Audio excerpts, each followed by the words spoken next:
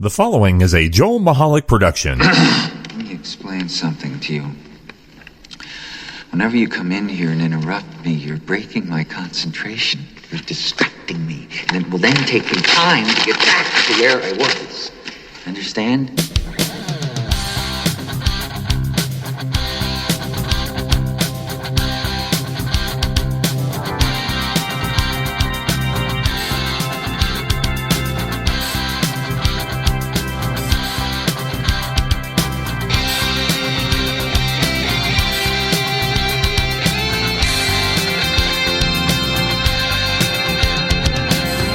Hello, everybody, and welcome to the Joel Michalec Show, featuring the lovely Sharen, who is right across the table there. Hello, lovely Sharen. Hello, everyone. I'm Joel Michalec, and welcome to another exciting week.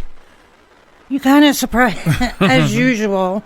You surprised me. Because I have that boisterous voice? No, because we were getting all set up here, adjusting microphones, and I turned on my iPad, and you're right, we were just doing our thing, we were and then getting ready, all of a sudden, I was ready. You were ready, and well, here I am, caught with my shorts down. There you go. You look good with your shorts down, by the way. Shh. No. Anyway, welcome to the podcast, the broadcast, whatever you want to call it. Let's get our the business. Radio show, yes, man. Our radio program. Yeah. Getting the business out of the way. You can find us on the World Wide Web at www.jmtalk.net. Subscribe to the show, share, listen freely if you want. We have a 24/7 stream station running there as well. The news, the blog, all those things. Also, we're on Facebook at JM Talk, and when you're stopping by Facebook, look for a new thingy I'm doing with the cell phone video called 3-ish Minutes with Joel Michalec. Trying to do that each week, so check that out. That was pretty cool. When you showed me what you did, I was actually like, wow. Well, it's all about content, isn't it? That's what they tell us. It is, and you just wowed me, as you always do. I try to wow you every day. You do, every single day. Every single day. We're also located at Instagram and Twitter at JM Talk Radio. So I do want to give a shout out. Thanks for all the positive feedback. The last week's show, we are getting such immense feedback about last week's Wombat of the Week. Oh my goodness. And I have to tell you, if you think that, first of all, if you don't listen to the show every week, then you should know, if you don't already, that we get the best quality idiots out of the news. Absolutely. Yeah. I don't know where you find them, but half of them get donated. You find them. Half get donated, and the other half I do find. And by you, I mean the collective you, not just you. My collective. I'm Batman.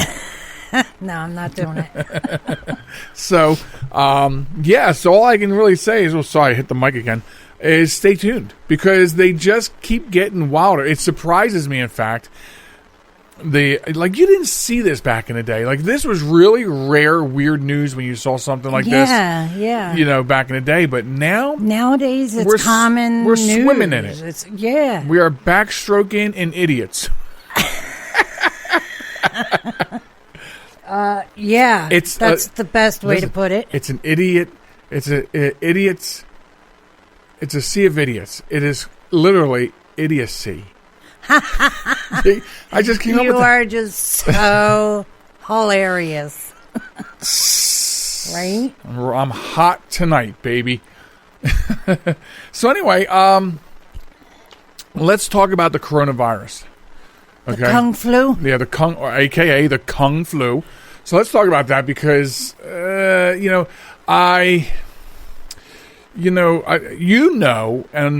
many of our listeners probably know, and especially if you listen to the last show or the previous program. The show before that. No, the previous program. The Behind the Mic show. Oh, okay. Yeah. The old show. Yeah.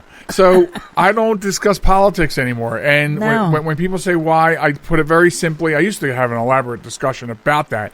Right. But very simply, you can't have a rational political discussion in this country anymore. No, and that's sad. But it's the simplest way I can put as the reason why I don't do it anymore. They always say in the office, you never talk about three things: politics, religion, And cats. Right. No, what was your third item? I'm sorry. I didn't mean to cut you off like that. Thankfully, you put cats in there because I couldn't think of what the third one was. I'm in your head because I'm Batman. No. You're in my head because you live there. You dwell in there. Okay, so I don't do that. I don't do politics anymore. I used to, and, you know. Yeah, but you already said that, so move on. Yes, thank you for telling me that. I'm sorry. I'm starting to take my clothes off because it's so hot in here with you. All right. So anyway, thank goodness there's no cameras. So there was a post on Facebook, and it very simply it was about the CDC. If you haven't seen it this week, a big news story. Every major news outlet carried it over a 2-day period. The CDC warns that it is inevitable that the coronavirus will become a pandemic in the United States. Well, in the world. But the pandemic usually includes the entire world. Right, but the CDC will only speak on behalf of the United States because they're a United States organization. Okay, you're right. And what happened? And I know you probably don't know the answer, so it's sort of rhetorical because you're here and I have to talk to you. Okay. But wait, what? No. So what happened? You don't have to talk to me. You know. I do have to talk to you. What happened after that announcement across all major media networks? In 2 days? The Dow plummeted. Yes, the Dow plummeted. The fear mongering. Oh my God! That word was in my head, but I didn't want to use it. So there was a post, and somebody had posted this story about the CDC, and then somebody made a short comment to it, said it's the media's fault. That was a comment that was made. What? And, well, because the story was in relation to the drop in the stocks. Right. So I agreed with it. I said, absolutely. I said, look what happens the minute this the fear of pandemic comes out, and then the stocks fall. There's no better way to have the stock market take a dive than for negative news like that, because everybody starts, the confidence is down. It blows the confidence. Exactly, and that's what I keep hitting the drives the Dow to plummet. Right. Yeah. So absolutely. And then, of course, there were one or two comments that were really terrible that turned it into a Trump thing. And I didn't even bother replying again because... No, that's just idiocy right there. Come on. I mean, look, not everyone's going to like him, but listen, everything cannot be the president's fault. Exactly. Oh, my goodness. So I didn't bother replying again because... And the person that posted that ended it with a sarcastic, "Oh, your intelligence is showing now." No, your lack of intelligence is showing, and so I didn't want to get. So I promptly, click, leave the conversation. I don't want to hear about this spreading. Exactly. Because if you don't, you keep getting notifications when people post. Exactly. And I'm like, I can't be bothered with that. If you don't want to have a rational conversation, then don't. Here's my take on it, if I may. Sure. I have no choice. How does the CDC or anybody, how can they make a prediction that it's going to happen inevitably? This is the 5th or 6th major virus in the 21st century that was supposed to wipe out mankind. Okay? The bird flu, the avian flu, the H1N1, the SARS virus, all these things were going to kill the entire population of the planet. And we're going to take it over by Martians. And we're still here. So I'm not saying it's not going to happen. Anything can happen. But here's the thing. A meteor could hit us right now. If you read about this virus, then you get some warning things. You get some things to warn it. Sure. And the bottom line here with this virus is, if you follow some basic hygiene, wash your hands. Yeah, wash your hands, you filthy pigs. Then you should be okay. You should, generally speaking, be okay. I'm not saying you won't get infected. Right. But for any organization... To spread fear-mongering through the national media, how do you, I sit here and go, how do you know? Another news story came out. I'm sorry. I saw your mouth open. I didn't mean to cut you off, but another news story came out this morning that said that this town in Arizona, or the state of Arizona, is getting ready to I think declare a state of emergency because they are expecting community outbreaks What? of the coronavirus any day now. Are you shipping it? Are you going to go up in a helicopter and like explode this all over the communities? How do you know I that? don't get it. I don't get that. So to the people of Arizona, wash your GD hands. Right. And keep your hands away from your face. Right? And away from the coronavirus. Right. Now, Like if you see the coronavirus, just don't say, "Oh, coronavirus, let me touch you." No. Leave it alone. now there's one other thing with the coronavirus I wanted to mention. The makers of Corona beer. This is not a joke. You're already laughing because you think it's going to be a joke. Okay. Their stocks have plummeted to the basement since the coronavirus news hit. Okay. Because, let me tell you why. And then you're Well, going to love for this. obvious reasons. You're going to love this. Okay. Because in a poll, 38% of Americans polled refused to buy the coronavirus because of this outbreak. I mean, the Corona beer. Right. Because I know of the what you mean. coronavirus outbreak. So guess what? That means that there's guaranteed for you and me, Sharen, for you and me and the Okay. Joel Michalec Show, a guaranteed 38% of the populace that will still wind up being on our Wombat of the Week segment. Wow. So that sounds like there's plenty of wombats coming. You're not going to buy a beer because it has the same name Right. as a virus. guess what? Corona beer has been around a lot longer than people in China eating rats. Right. So, or Yeah, mice or hens or geckos. I don't know what it is. But they, Like a neuter dog, I just don't get it. I hear you. I just don't get it. In fact, alcohol, don't they say drink alcohol to wipe out Yeah. colds and virus? I mean, you'll want to be drinking Corona beer. Well, that's a hot toddy and nothing even akin to the Corona beer. So there's a lot of really great memes out there this week since this happened of Corona beers being on a shelf with other beers, and all the other beers have medical masks wrapped around them. Oh, my God. Or I was thinking, okay, so you have this lonely Corona beer, and then, like, away from the Corona beer, the other beers are surrounding it, giving it some wide berth there. That's what I pictured in my head when you said that. Right.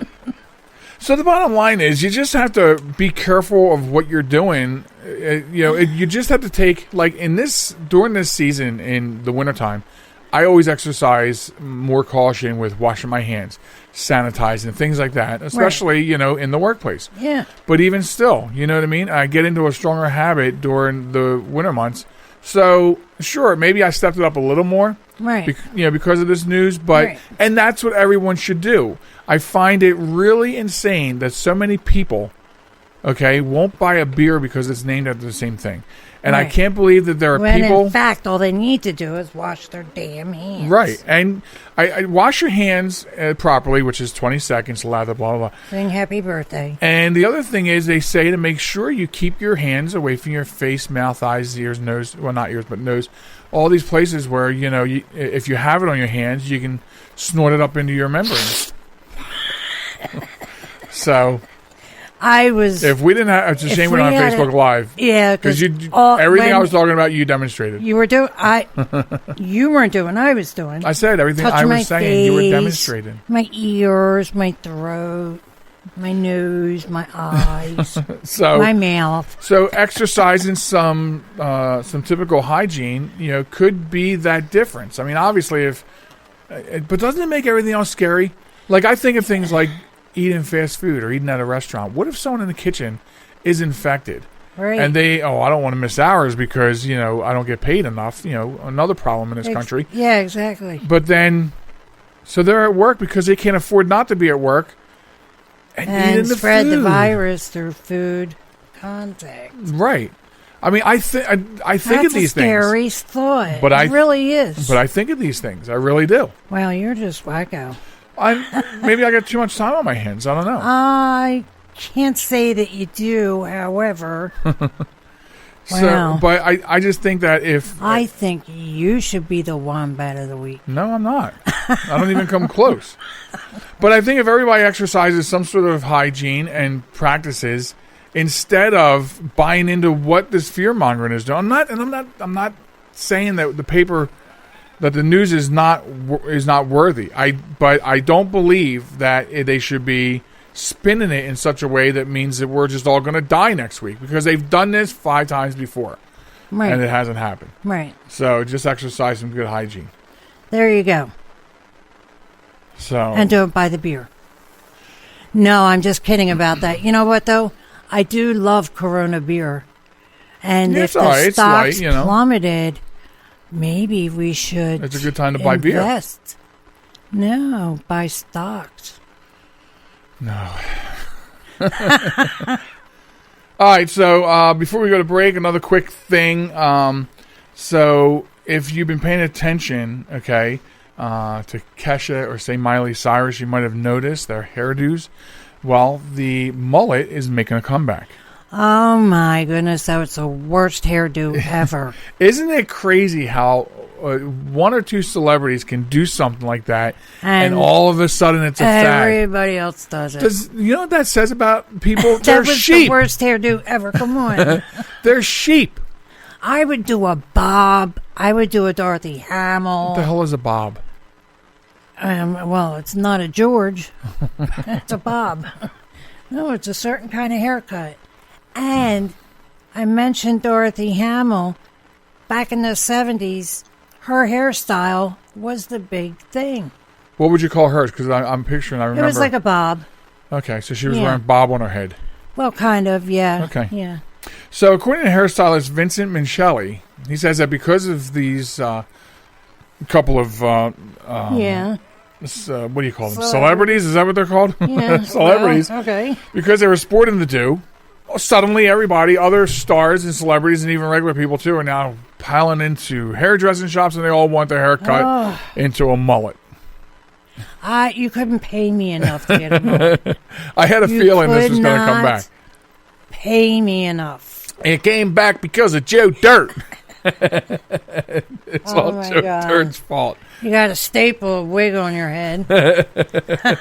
So I don't know. I never had a mullet haircut. I knew people that did. No. Are you sure you never had a mullet haircut? Never. I think we should go through your pictures of your You childhood. can, absolutely.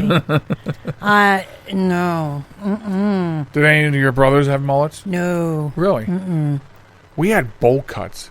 No, they had their head shaved in the Did they really? summer. And, Oh, no. yeah. We were just always a bowl cut. Put the bowl on the head and just cut the scissors around the bowl. You're done. Have a good day. Nope. No mullets in our house. Maybe it was supposed to be a Beatles cut, but it didn't work out that way. It really didn't. I don't know. Did you really have a bowl cut? We had bowl cuts. That's what we had. Which may lend to the reason why I have no style these days. So now I keep it cropped with the razor, to half an inch. Oh, my God. Because I have no style now, and it's Wow. probably resonated from my childhood of not having a style back then in my childhood. Wow. Yeah, it was just there. A person at Washington State, first in the U.S. to die from new virus. Well, there you go. The pandemic has started here. All right, we're going to get out of here, take a quick break. When we come back, we have more. Plus, later on the program, a new Wombat of the Week. And after last week, everyone's excited now. What's it going to be? Right? What's it going to be? Wait. A new Wombat of the Week. Wombat. We're honoring another set of heroes. And if time permits later on, one last thing.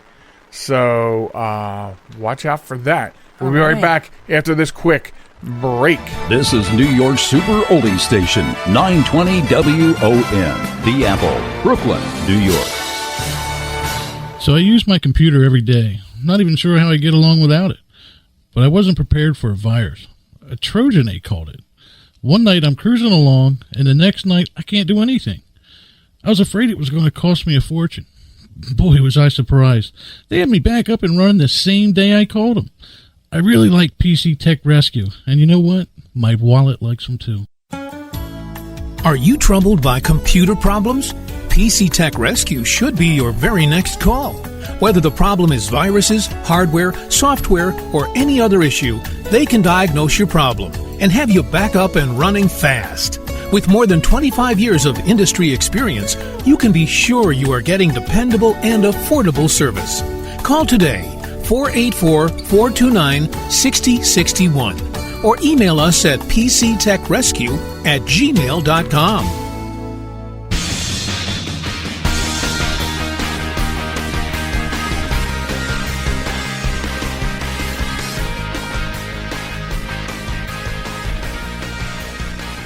Welcome back, folks, to the Joel Michalec Show featuring the lovely Sharen. Thanks for sticking with us. We are back and with some more things to talk about. I keep smacking my microphone. This whole show, you've been smacking your microphone. I know. Like, I want it in a certain proximity, and so this time my chest hit it. My chest hit it. Okay. And you know why my chest hit it? Because I'm Batman. Oh. Okay, so, yes, welcome back to the program. Don't forget, coming up later on, Wombat of the Week, Honor Thy Heroes, awesome stuff, all coming your way pretty soon on this show. On right this here. show. So, okay, so I just, during a break, I sent you over a picture to your desktop. Right, and I got it, and... And so let's come on now. Let's talk about the internet's going wild over these inflatable latex trousers. And Wow. I'm sorry. So we're looking at the picture, and it's men. Seems to be all men. I hope they're men. And they look like they have elephantitis of the scrotal area, don't they? Well, no, I mean, it's more along the calves and the thighs, but wow. This is, I mean, parachute pants back in the 80s, they were...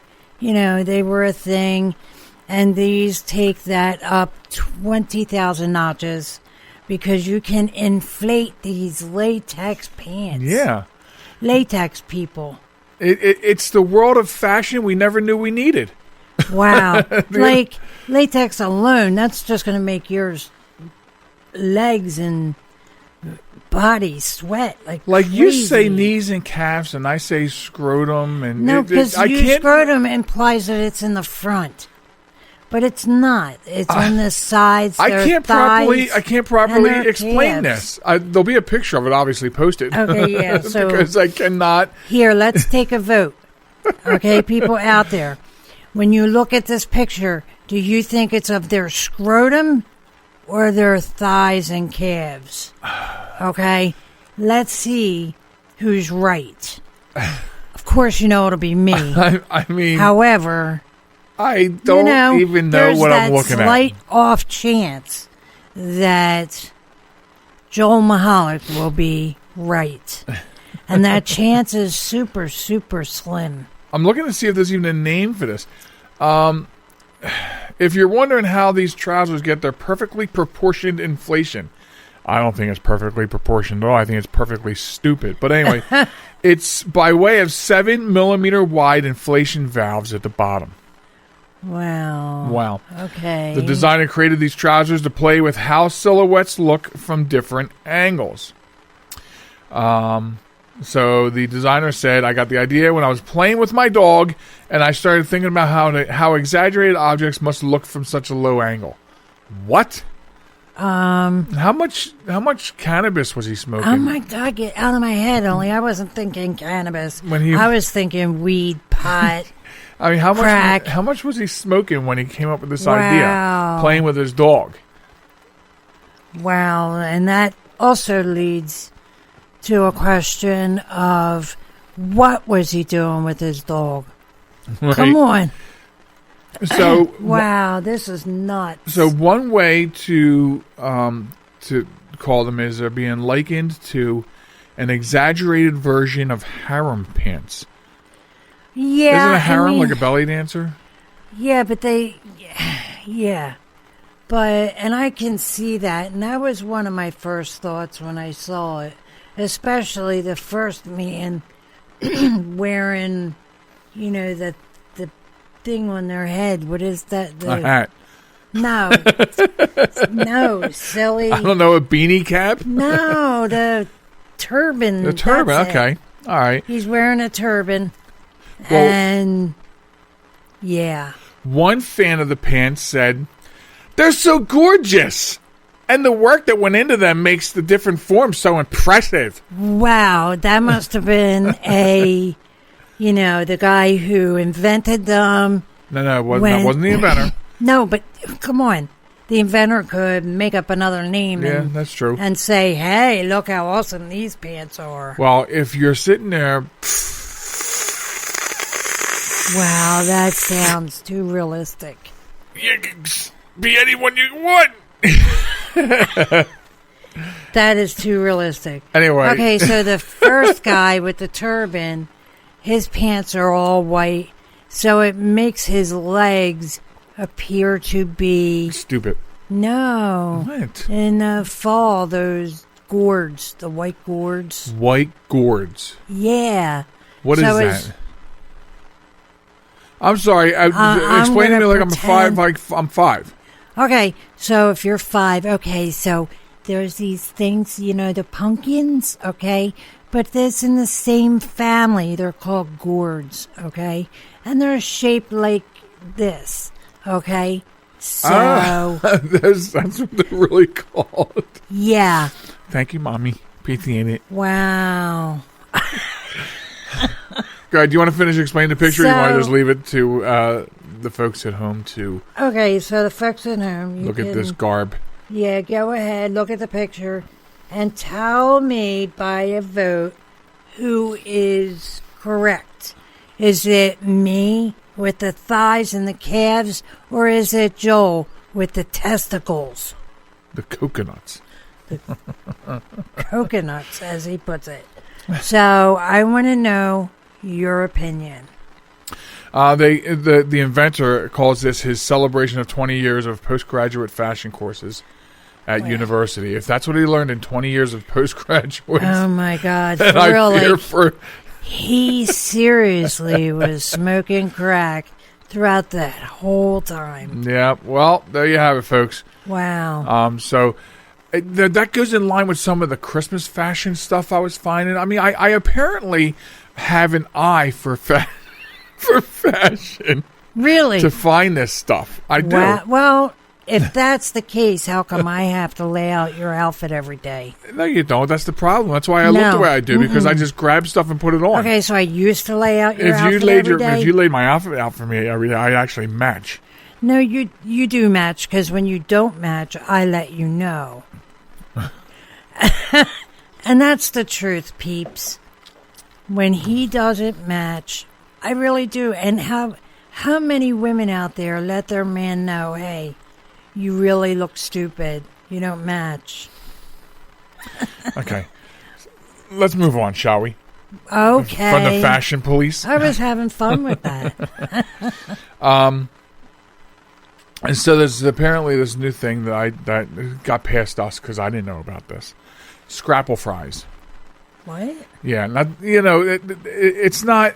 And you would think that living in the Philadelphia area, we would hear about this right away. Right. Do you have the kung flu? You keep rubbing your eye. No, Because if you do, I want you to sit at another table. no, I have Now you're rubbing both eyes. allergies. Now you're pulling your eyeball out of your head. What are you doing? Yo, stop. I'm not looking at you. So anyway, the scrapple fries are basically, you know how you hey, stop. You know how you slice the scrapple and you fry it, right? Or you on the griddle? Correct. All they're doing is slicing it, and then they're cutting those into, say you take a slice and then cut that into Strips, 4 okay. or 5 strips, Yeah. and then doing the same thing. Then they put them on the griddle. That's really all they are. Do is they put them on the griddle or do they deep fry them? I would think if you're doing something like that, you're going to deep fry them because otherwise they break apart. If you're doing it on the griddle, because they're thinner. I know when I first started making scrapple, do you remember this? My scrapple was always broken up and into clumps, and yeah. it was not a pretty sight. You know, you have a good point. The story doesn't mention it, but then when I look at it, yeah, they do look like they might be deep fried. Look. Oh, yeah, they're deep Yeah, fried. deep fried. And this one place in Delco. I'm sorry, I forgot that we're a global Yeah, show. yeah. Delaware County, Pennsylvania. Delco refers to that location. Correct. So this coffee station in Morton sells them with a side of sriracha. Sriracha. Oh, my God. Sriracha. Oh, my God, people, please help me.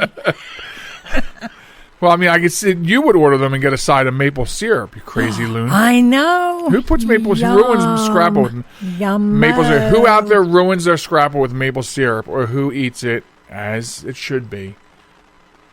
Plain and crispy. You know. Criminals are history!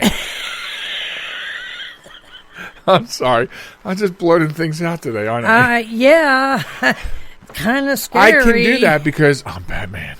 No, you're not Batman. Yeah. So, Scrapple fries. Scrapple fry. I would try them. I would. You know what I'm wondering now that we have this air fryer, folks. We have this air fryer now, and it's pretty decent.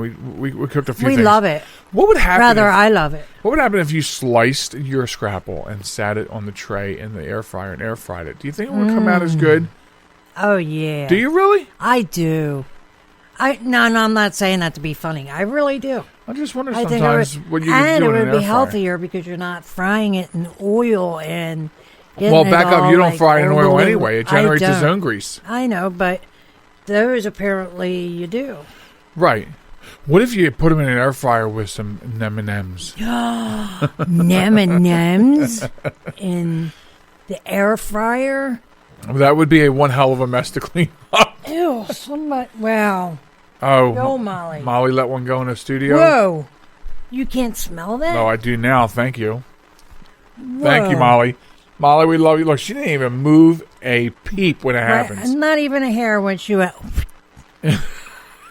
How does that go again? We're really not smoking anything here, folks. This is just the way it goes sometimes on the program. Oh, my goodness. Silent but deadly. Yeah. That's Wow. her. So, anyway, yeah, so it looks to be, they don't even mention it, and they show you all the prep pictures on this story, Sharon, but they don't get to the point where, I mean, the finished product does look like it's deep fried, you know. But, I mean, yeah, like, when you cook Scrapple, it makes its own grease a little bit. It does, I mean, and it crisps up. And so right? this, to me, seems like it would be unhealthy to go deep frying it, Well, you would think. you know. Absolutely. But the best part is, okay, you can book a Scentsy party with me. Wow. If you go through Facebook. Just PM me, Facebook me, whatever you call it, and book a party with Scentsy. There you go. Yeah, there's your little PSA, PBA, PBA? PBJ? PNA. I don't know, but really, Scentsy products are awesome. So, there was this story that came out, and I think it was a rental. I think it was originally featured on Etsy, but there's this family that created a, I don't want to really call it a neighborhood. I guess they owned quite a bit of piece of property, and they built a group of tiny, like a village, maybe a small village of tiny houses. Okay. Okay, they had a lot of kids, and so what they did is basically all the kids had their own little tiny house on the property. Okay. Doesn't that sound cool? No, Why? because you're making me think of the movie Downsizing.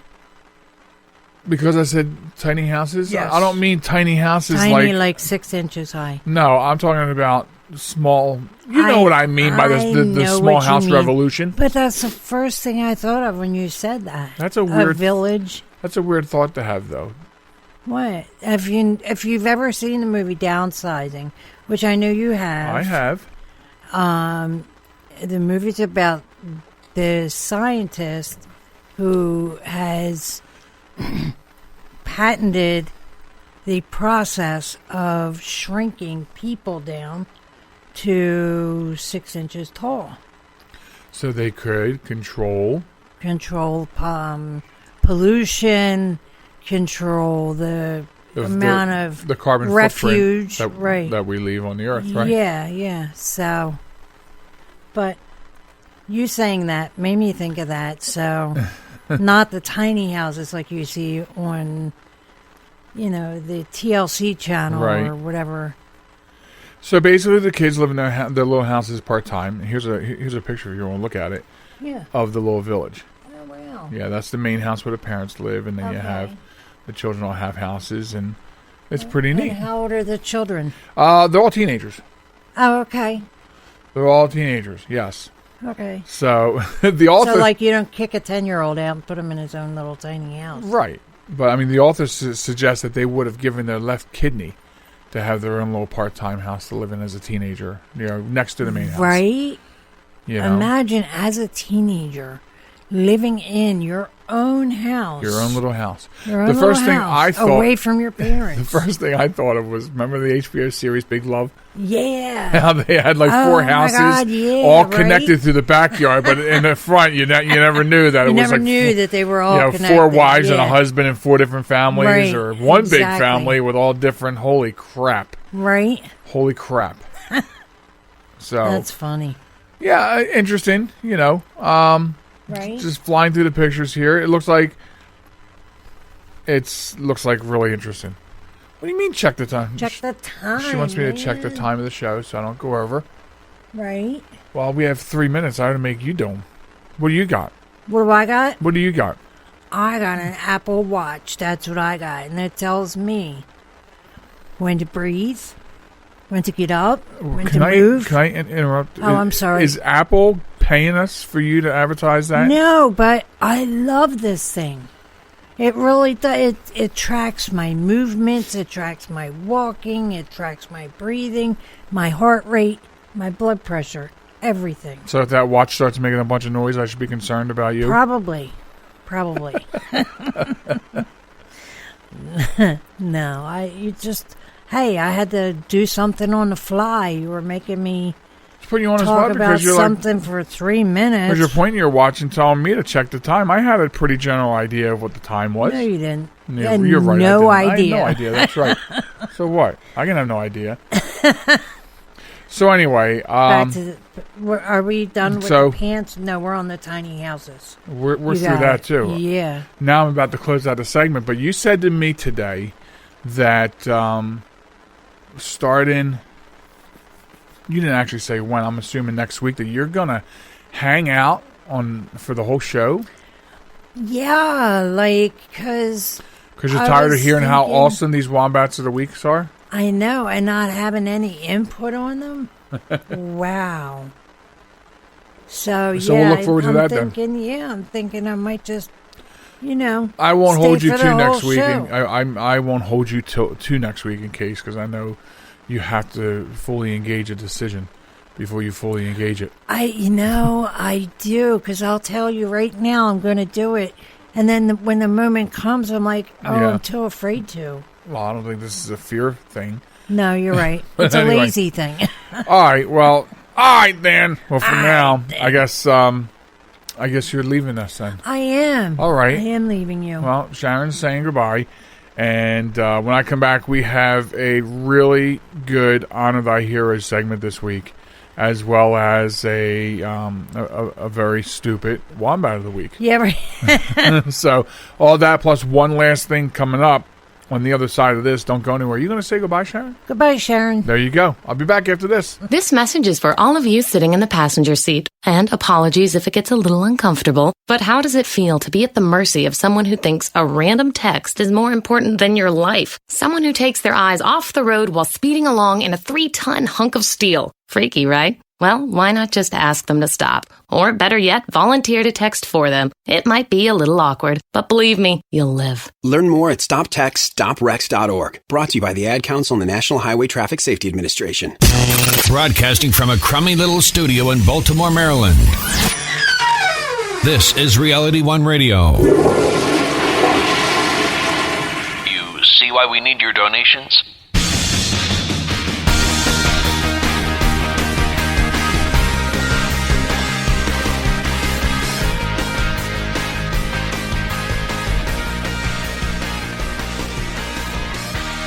Welcome back to the Joel Michalec Show featuring the lovely Sharen.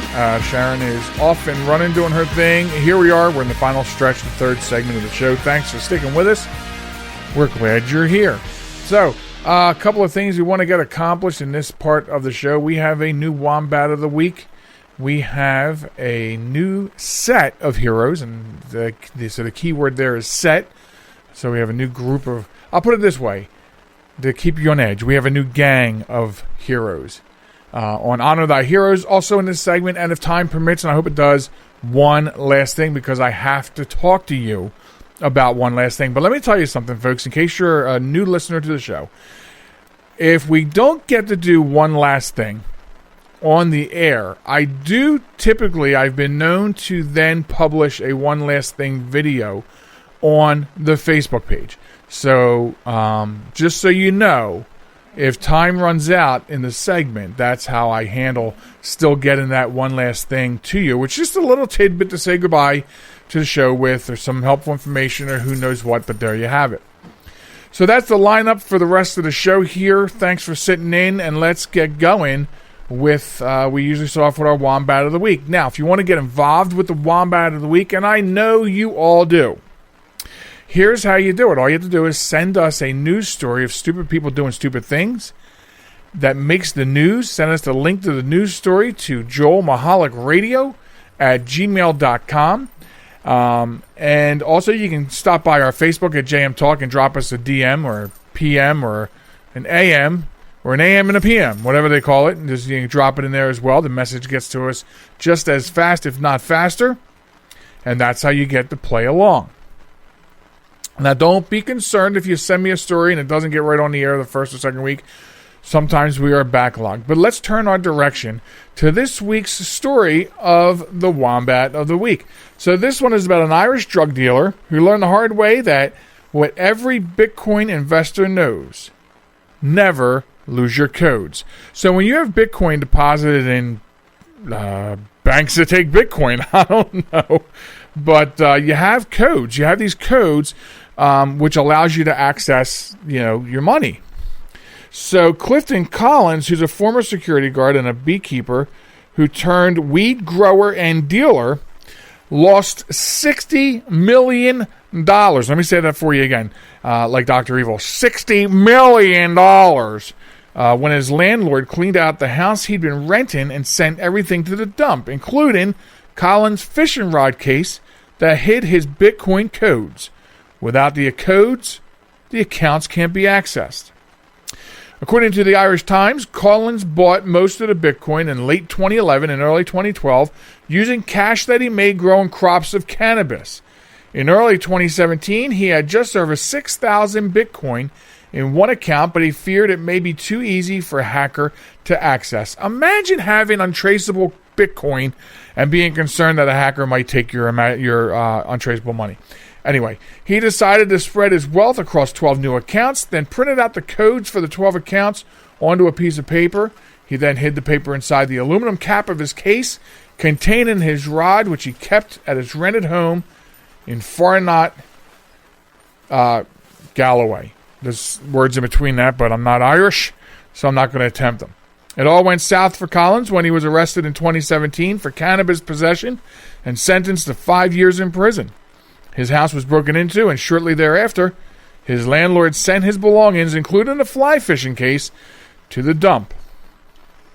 According to dump employees, they recall seeing the fishing gear, but the garbage was soon cleared and sent to either Germany or China, where it's incinerated. So this is even bigger. The Criminal Assets Bureau confiscated the 12 accounts, but they can't access them either because no one has the codes. The codes were presumably burned up in China or Germany. So imagine if you will, losing $60 million because of something like that. Now, I know that the old adage, don't write your passwords down on a piece of paper. And that's basically what the codes are, right? They're basically passwords to get to your Bitcoin money. And now he doesn't have it, so he's still serving time in jail, and he says that he considers it punishment for his own stupidity of his crimes and what he was doing. That's very interesting because, let me tell you, if I lost $60 million that way, I think the first thing out of my mouth will be, "Ugh!" or something to that effect. I'd be a little more angry. But, so there is a lesson to be learned here. Be careful where you put your passwords for your most important things. So, I don't know. So, I'm not going to say I feel bad for him because of the method in which he made this fortune. So, and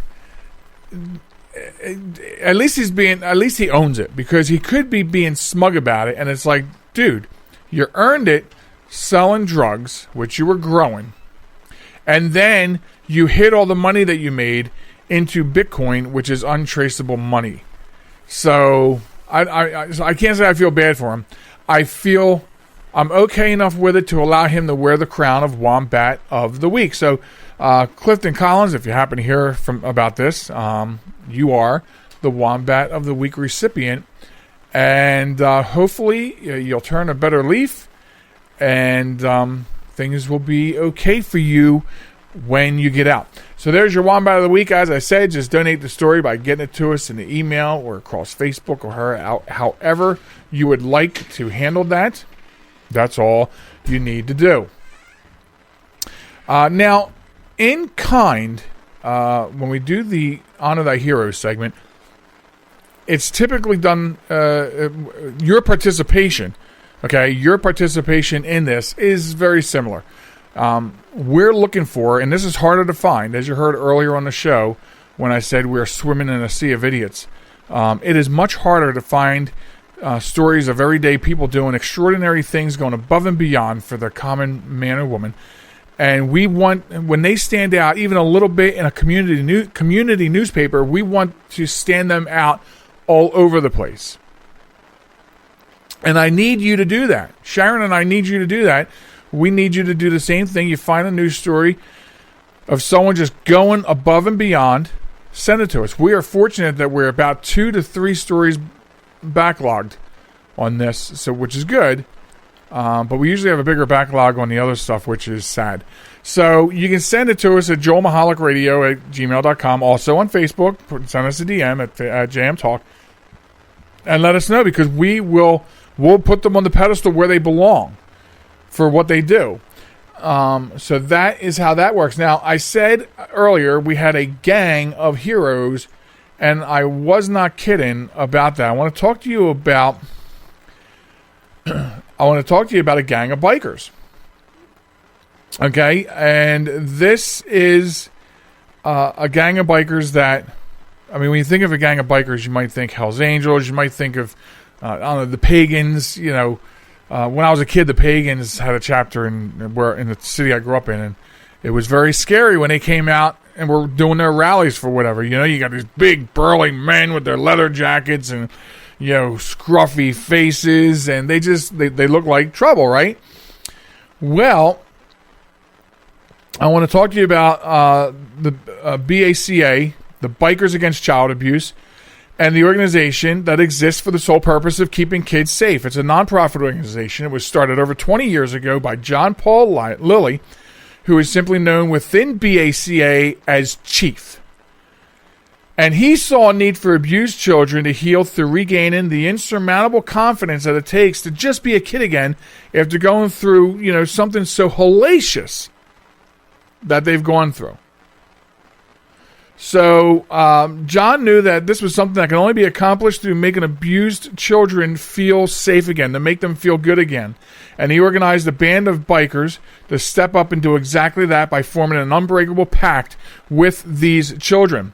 This is a global nonprofit organization. This is global. Okay, so members of BACA, they start by riding out for a formal meeting with each kid that decides to become part of the BAC family. If that child is living in fear of abuse and is scared to leave the home or schools, parents or guardians can arrange to have the child meet and become a part of the protected pack. And then the bikers will ride out to the home or the school or wherever is needed to introduce themselves, let the child know that they're safe, let people around them know that they're there for the child. And the child, they present the child with their own biker jacket. It's got a BACA patch sewn onto it, so everyone knows that they're members of this family that looks out for them. Okay? And then each child is assigned to primaries and given the numbers that the child needs to call 24/7 whenever they need their biker brothers.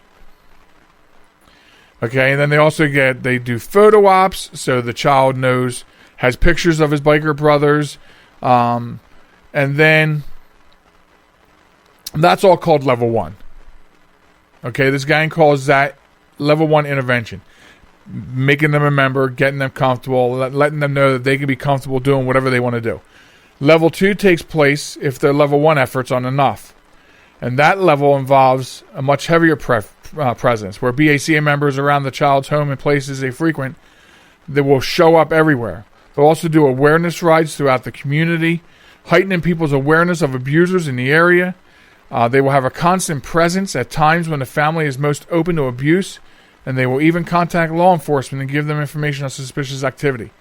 Now, this gang goes a step further. Let me tell you something. If the child has to go to court to face their accuser, you know how daunting that can be. Well, this gang will pull members together from several chapters to fill the courtroom with the BACA presence, so that child knows that his brothers are there, and they don't have to feel intimidated when they face their accuser in court. This is awesome stuff. This is amazing stuff. And this came across our desk last week. Had to get it on here. Because this is what heroes do. Last week we talked about bullying. Okay? And now this week, abuse against children. These are what all these heroes look like. And if John Paul Lilly is listening to this podcast, I would suggest one more thing after the accuser is sentenced. Maybe the biker gang can escort him to jail. You know what I mean? Just be like, listen, Judge, we got it. It's okay. He'll arrive in one piece. One piece here, one piece there, one piece way over there. You know what I mean? It's okay. He'll get there. I'm kidding, and I'm not. But anyway, but not to stray from the point. My point is that these guys are the shiz, to use a more contemporary word that is not marked by the FCC. And one of the BAC mottos hits home in a very simple sentence. No child deserves to live in fear. And because this nonprofit has chapters all over the world, far fewer children will have to. No child deserves to live in fear. So, this is just amazing. Bikers Against Child Abuse, BACA. Look them up, see what they do, because I'm telling you right now, they have earned every bit of the crown of Honor Thy Heroes this week on the show. And as I always say, and this is no different, I thank them for their service to the communities and to the children that they're helping to take care of in need. So thank you very much. That is your Honor Thy Heroes recipient of the week. Please don't forget to get us those stories. JoelMichalecRadio@gmail.com is the email address to send them to. And with that, we go into one last thing. Many of you know that by day, when I'm not on the radio, I'm a IT director, technology director, and consultant. And so I always try to talk about important technology things if and when I can. And that means sometimes I take advantage of one last thing to tell you about something really, really important. Well, this past week, as you know, if you know me, I preach a lot about spam and phishing emails. Now, it only takes one mistake with an email to unleash hell on earth, right? So, this past week, an admin for. Why did I not bring her name with me? The lady from Shark Tank. I think she's a judge on Shark Tank. And I wanted to bring her up. I should have had her name ready. I'm trying to pull it up real quick. Sharon's trying to help me. It's not working. But anyway, so this woman for Shark Tank, it doesn't even matter what that I don't remember her name. And I'm not trying to take anything away from her. I'm sorry if you're listening. Like, I'm talking like celebrities and big people listen to my show. But anyway, so one of her admins, she also owns a global real estate company. So one of her admins in her office got an email. It was like an invoice for like restoration work or something, and she didn't pay too much mind to it because guess what? They're a real estate company, right? So she figured it was a legit invoice, and she paid the $380,000. She wired the $380,000 that was requested. And it was a scam. And by the time they caught up to it, the scammer was gone. So, can you imagine that? Can you imagine, like, that happening? That's just crazy. But it goes to show that it only takes an email. That's my whole point all the time, that it only takes an email to do things like this. And so in my profession and in my work, I'm constantly pushing that statement about phishing emails and scam and spam emails because they are that darn important, because they can wreck the foundation of your business, of your personal life. It's terrible. It's terrible. And I always say it. Education is important. You have to keep yourself educated about that. You have to look for the obvious signs about that. And you have to pay really close attention with emails. In some cases, it's easy. You get an email saying that your UPS thing is being shipped, and click here for the shipping information. And you go, well, I didn't order anything, so that's obvious. But this isn't so obvious. A real estate company's an admin gets an invoice for something that could be easily related to real estate. And if you do that much real estate business, well, it must be okay. And wires the money. And now they're out that money. That is insane. So educate yourselves and really look at what is going on with suspicious emails. Think before you click. And that is one last thing. I want to thank everybody for joining us today on the podcast, or whatever day it is that you're listening to the podcast. Remember to stop by and see us at www.jmtalk.net and subscribe to the show. If you like the show, please share it. Share it with your friends and your family and tell them how cool it is and how entertaining we are to listen to. And we would appreciate the share. You can leave us also reviews on any of the sites that you can get us at. We are on all the major podcatchers such as iTunes, Google Play, iHeartRadio, Spotify, etc., etc. Also, stop by and see us at Facebook at JM Talk, Instagram and Twitter at JM Talk Radio.